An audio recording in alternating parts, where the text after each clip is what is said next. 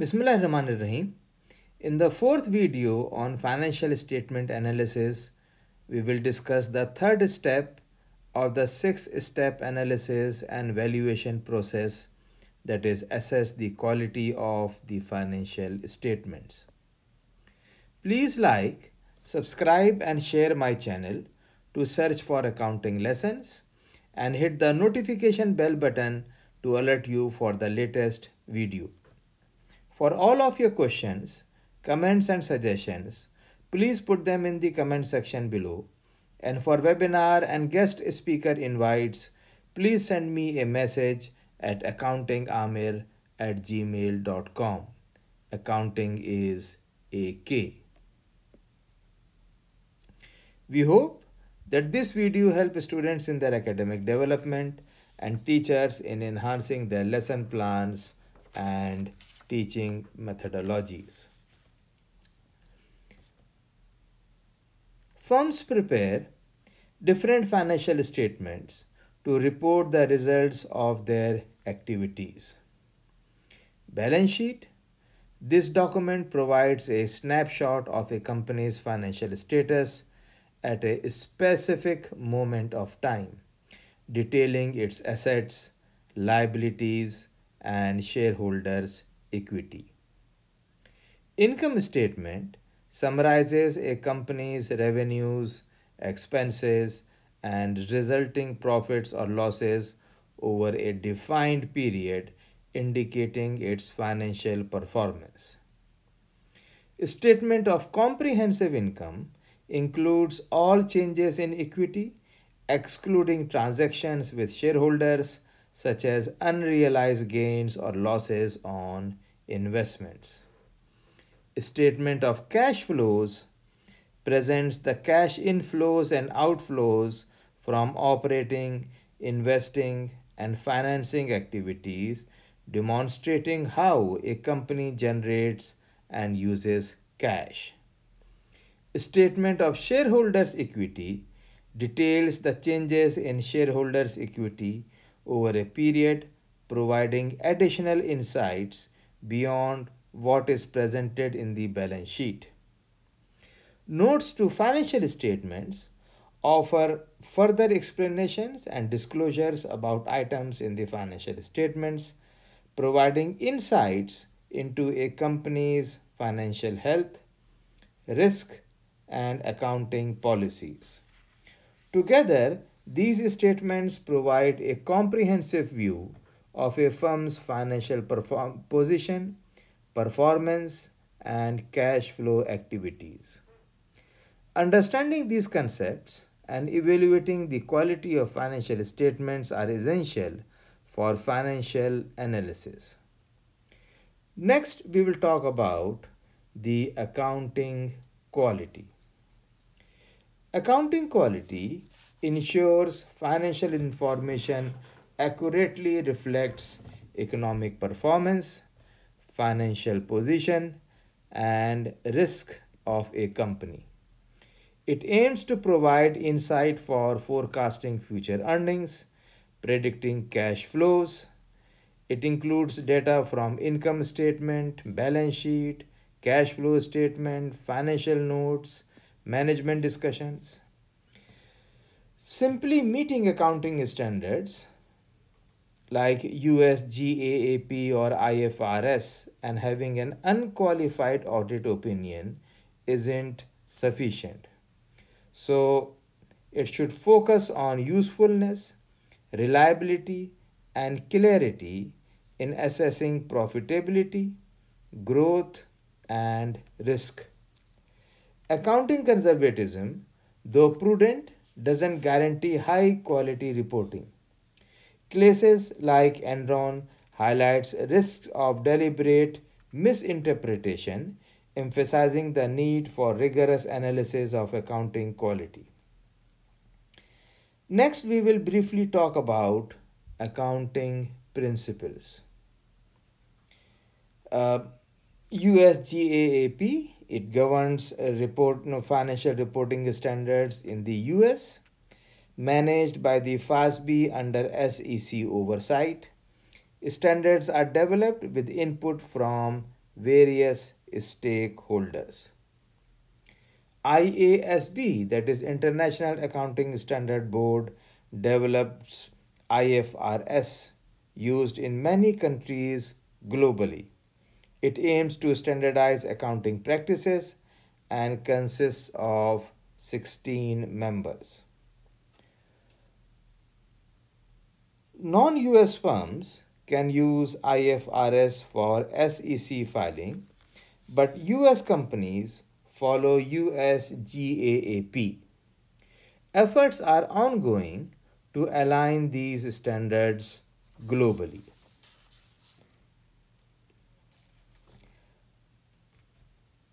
Then, aligning global accounting standards improves financial statement analysis and global capital allocation by making it easier to compare companies using similar reporting principles.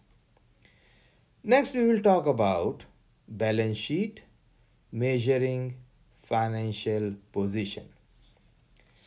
The balance sheet, also known as the statement of financial position, shows a company's assets, liabilities, and shareholders' equity at a specific date.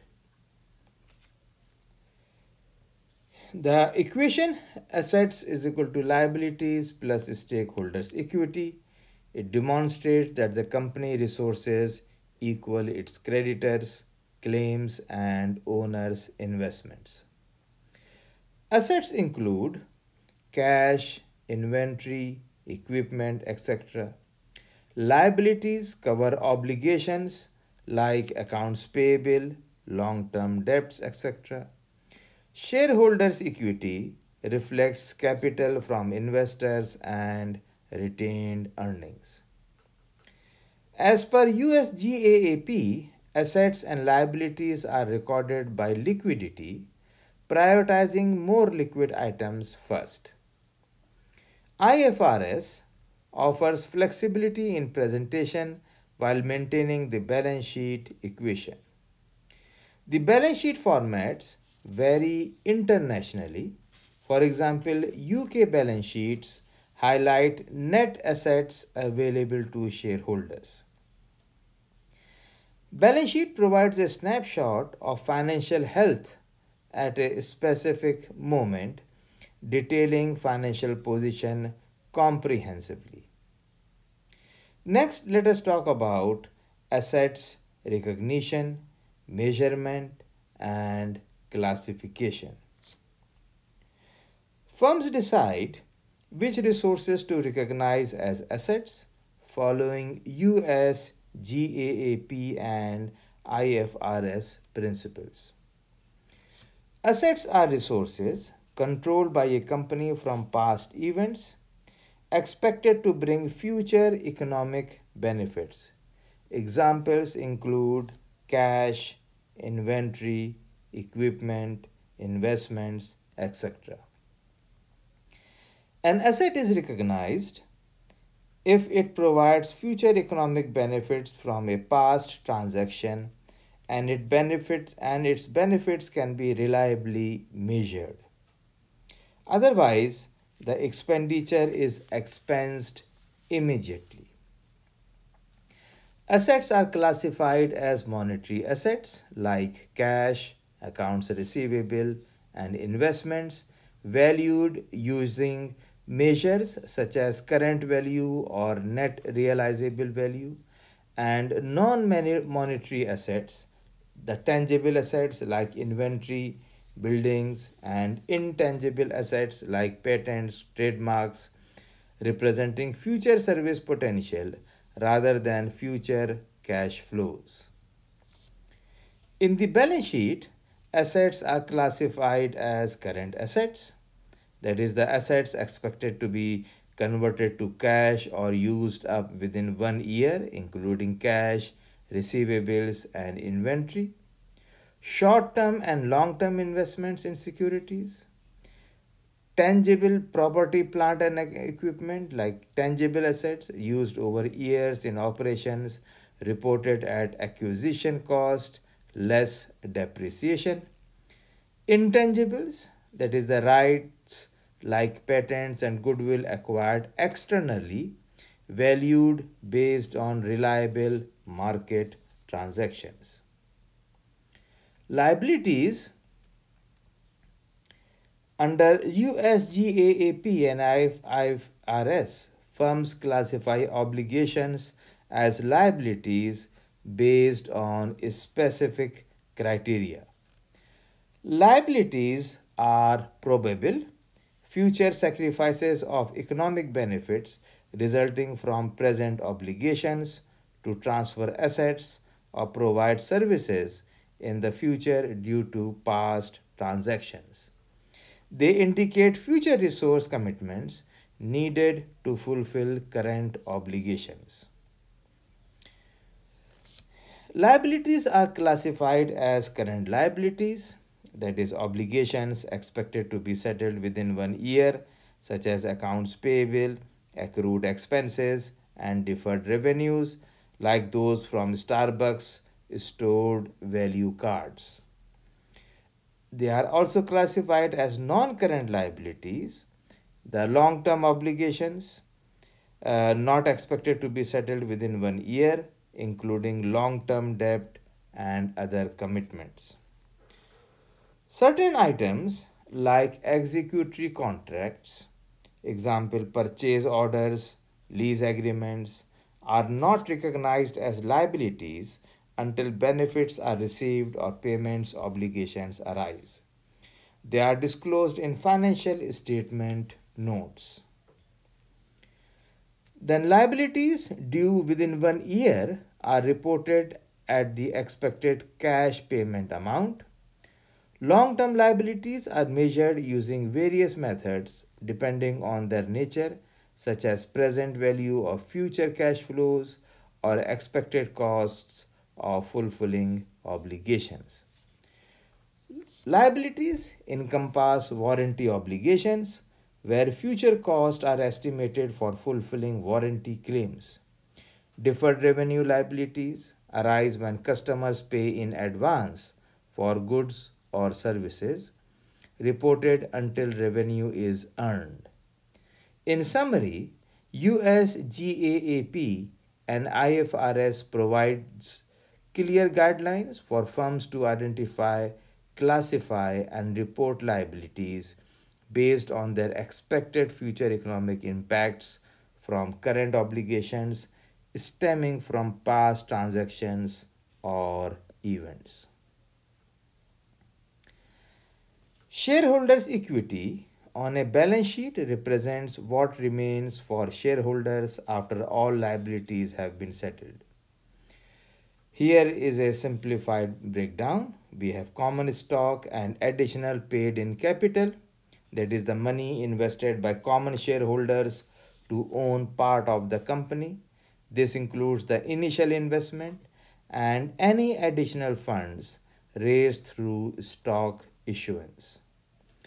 Preferred stock shows investments made by preferred shareholders, often with specific dividend rights. Retained earnings, the cumulative net income not distributed as dividends. It reflects profits reinvested in the business for growth. Then accumulated other comprehensive loss records gains or losses that impact equity but are not part of net income, like currency translation adjustments. Treasury stocks, that is the shares repurchased by the company, reducing the amount of outstanding shares. And finally, non-controlling interest represents equity from subsidiaries owned but not wholly by the company. Together, these elements provide a clear picture of how much of the company's assets belong to shareholders and illustrate the company's financial health and ownership structure. When analysts assess a firm's balance sheet, they focus on key indicators to to evaluate financial health and credit risk, like current assets and current liabilities. Comparing these help determine if the firm can meet short-term obligations promptly. If current assets exceed current liabilities, it suggests good liquidity. Strong firms like Walmart or Amazon might operate with higher current liabilities due to their strong cash flows and negotiation power. Long term debt to shareholders. A low ratio indicates the firm can effectively manage debt obligations with existing resources or issue new debt if needed, signaling financial flexibility. However, analysts need to consider specific details like recognition of valuable resources. Assets like patents or acquired brand names are only listed if they were purchased from another entity at a measurable cost. Internally, developed assets like Starbucks brand name aren't shown on the balance sheet. Then non-monetary assets reporting. Now these assets are recorded at their acquisition cost minus depreciation, even if their market values may be higher. For example, land values for railroads and urban stores may exceed their recorded amounts. Then certain lease agreements, such as leased aircraft or store space for companies like Starbucks, aren't listed on the balance sheet despite impacting financial obligations.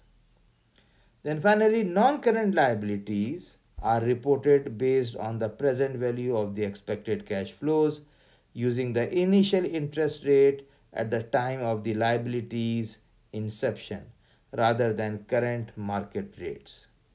In summary, while balance sheets provide critical insights into a firm's financial status, they may not fully capture all aspects of its economic positions.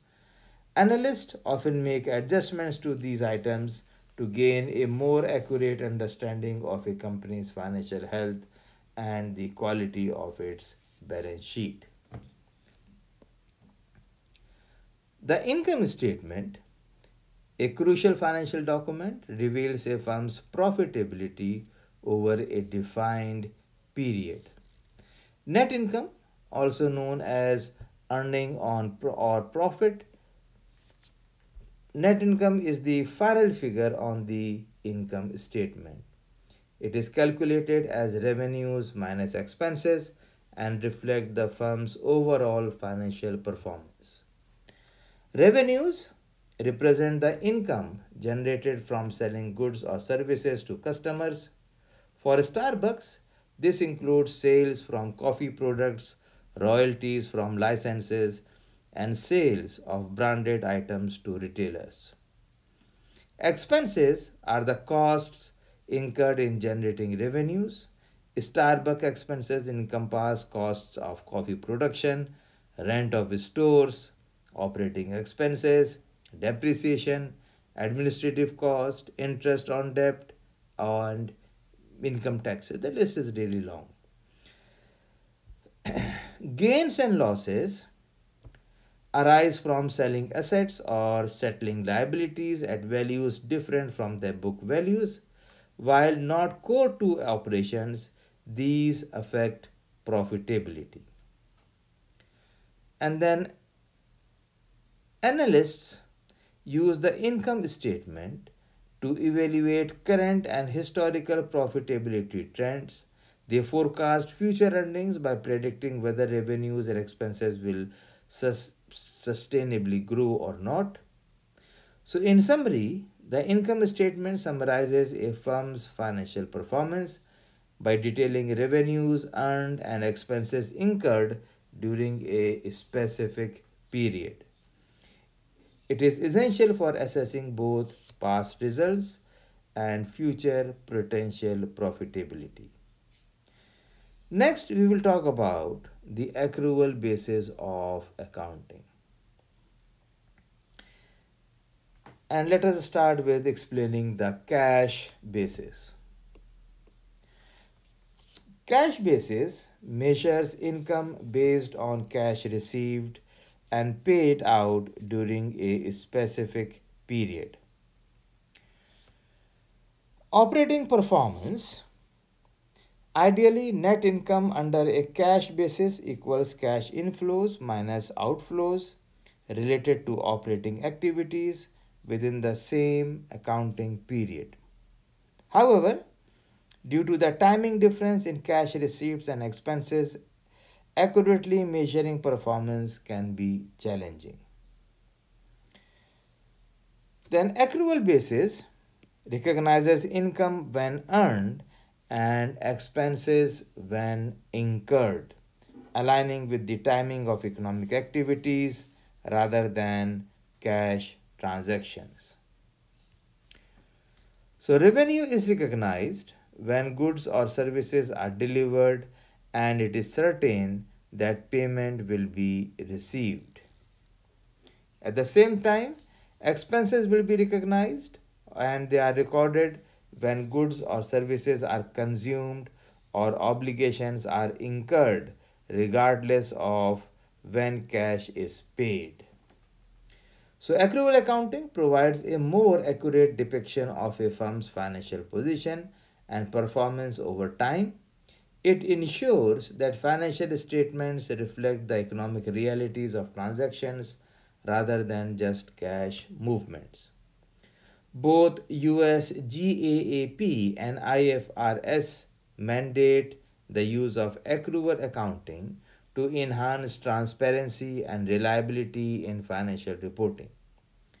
We can conclude by saying that accrual accounting is crucial for providing a true and fair value of a firm's economic activities and performance, offering a more reliable basis for decision making compared to the cash basis.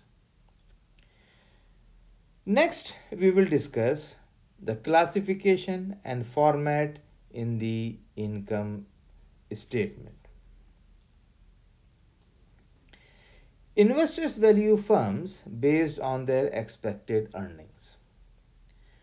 To clarify sustainable earning, companies separate recurring income from one-time event like assets impairment or restructuring.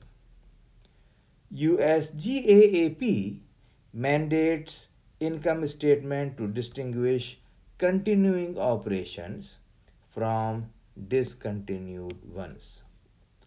This separation aids predictions by focusing on ongoing profitability and excluding non-repeating events.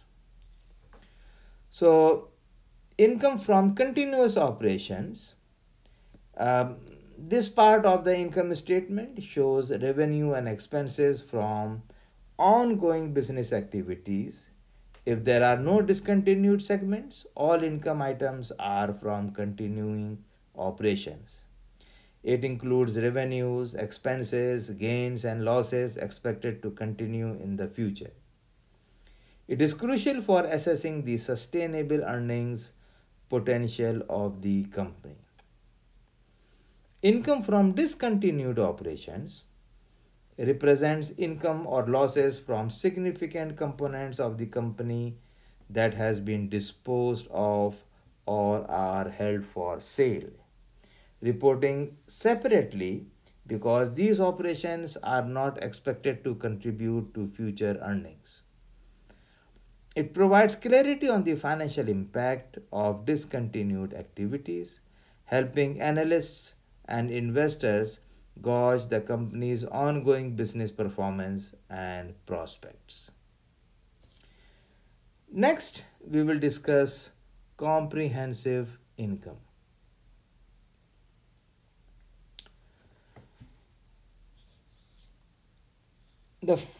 The FASB and IASB prioritize the balance sheet as fundamental in accounting, aiming to measure income based on changes in assets and liability values. Both US GAAP and IFRS use various measurements methods like net realizable values, fair values, or present values to ensure assets and liabilities are reliably and relevantly valued. Adjustments to these values can result in gains or losses. When a firm determines it may not collect all account receivable or sell inventory at expected prices, adjustments are made to reflect net realizable values. These adjustments are recognized as expenses or losses in net income. Comprehensive income encompasses net income, profit or loss from ongoing operations, um, plus other comprehensive income items. These items include unrealized gains or losses that are not included in net income, such as changes in the value of available for sale securities, foreign currency translation adjustments, and maybe certain pension plan adjustments. So it consists of both realized and unrealized items. So realized items are transactions that have been completed, while unrealized items represent changes in value that have not yet been realized through a transaction. Comprehensive income is reported in a statement of comprehensive income, which is separate from the traditional income statement. This statement shows a comprehensive view of the company's financial performance, providing stakeholders with a clear understanding of all factors affecting equity. Accumulated other comprehensive income or loss AOCI represents the cumulative amount of unrealized gains and losses that have been reported in the comprehensive income section of the income statement but have not yet been realized. These gains and losses arise from items such as changes in the fair value of available for sale securities, foreign currency translation adjustments, certain pension adjustments, and cash flow hedges. The purpose of AOCI is to temporarily hold these unrealized gains and losses until they are realized through a subsequent transaction. For example, gains or losses on available for sale securities will remain in AOCI until the securities are sold. AOCI is presented as a separate line item within the shareholders' equity on the balance sheet, often appearing below retained earnings. However, unrealized gains or losses in AOCI do not affect net income directly but are included in comprehensive income. Therefore, AOCI provides stakeholders with a comprehensive view of a company's financial position by showing the total impact of unrealized gains and losses on equity. As items in AOCI are realized, the corresponding amounts are reclassified from AOCI to net income or retained earnings. This reclassification ensures that the impact on equity is correctly reflected in the financial statements once the gain or losses are realized. Let us talk more about it with the help of an example. So, Starbucks reports comprehensive income alongside its net income, showing adjustments like foreign currency translation, uh, cash flow hedges, net of taxes, unrealized gain or losses on available for sale securities, net of tax, So you can see that the comprehensive income was lower. This is the comprehensive income. It is lower than net income, mainly due to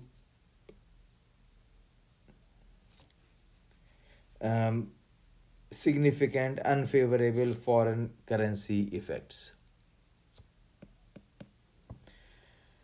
So, Starbucks presents these details in its consolidated statements of comprehensive income, integrating them with its net income statement. Next, we will talk about assessing the quality of earnings as a complete representation of economic performance. Now, stock prices in capital markets react swiftly to new earnings announcements, highlighting the significance of earnings in firm valuation. However, it's crucial to recognize that reporting earnings may not fully reflect current profitability or predict future profitability accurately. Reported net income can include non recurring items like litigation charges, restructuring cost, or income from discontinued operations which may not repeat in the future.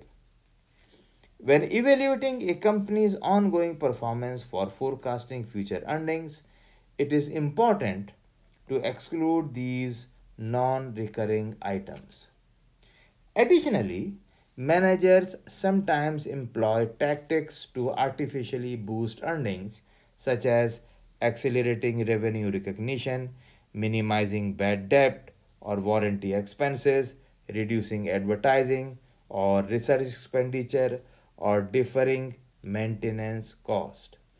So, these practices can distort earnings for a specific period. Next, let us talk about the third principal financial statement, that is statement of cash flows.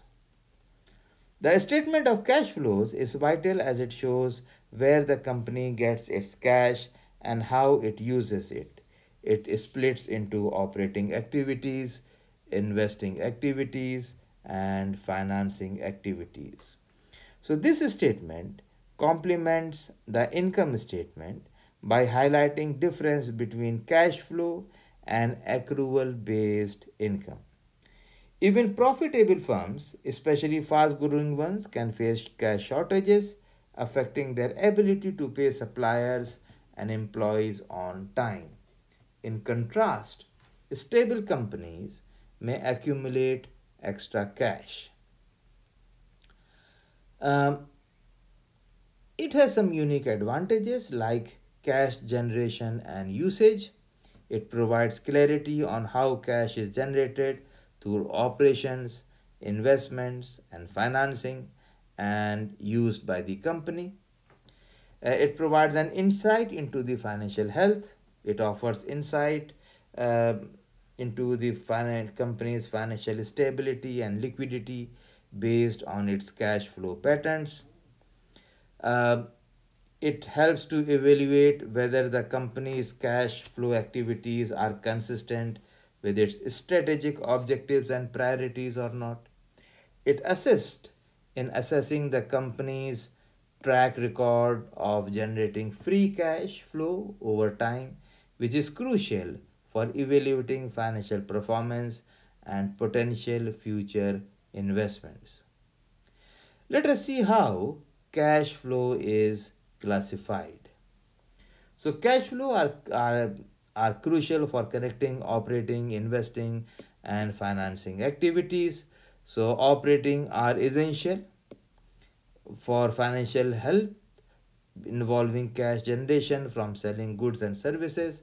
Monitoring operating cash flow over time shows how well operations sustain themselves independently. Investing activities require cash outflows for a firm rather requires cash outflows for acquiring long-term assets like property and equipment vital for growth and operational upkeep. Sales of existing assets can provide cash inflows, but they may not fully cover new acquisitions. Financing activities are also required by the firm. It involves cash inflows from borrowing and issuing stock used for debt repayment, dividend distribution, and stock repurchases. It reflects how companies manage their financial structure and shareholder investments. Starbucks, for example, the cash flow statement demonstrates that operating cash flow exceeds investing outflows, and then there may be some unique exceptions as well. So, cash can be consistently used for investing and financing, typically for a stable, profitable firm. This analysis helps uh, to assess the company's financial strength, growth, potential, and how it handles cash to achieve its strategic objectives. Finally, we will talk about important information with the financial statements. A firm accounting system records transactions and events which are then used to generate financial statements. However, financial statements are not stand-alone documents. To give comprehensive information to users, firm use typically provide additional in details like notes.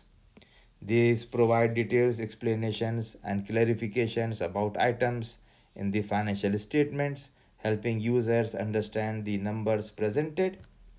MD&A. This section offers management's perspective on the company's financial performance, discussing key drivers, challenges, and future prospects. Management and independent auditor attestation. These ensure the reliability and accuracy of the financial statements, providing assurance to stakeholders about their trustworthiness. So, these elements collectively enhance the understanding and transparency of a firm's financial position and performance for users of the financial statements. So, this completes the fourth video on financial statement analysis. I hope you have enjoyed this presentation. And if you found value in this video, then please like, subscribe, and share my channel and hit the notification bell button to alert you for the latest video. For webinar and guest speaker invites, please send me a message at accountingamir@gmail.com. Remember, effective questioning brings insight, which fuels curiosity, which cultivates wisdom. If you have any question or any suggestion regarding this session, then please put them in the comment box below or by email, and inshallah I will reply you back. Thank you so much and happy learning.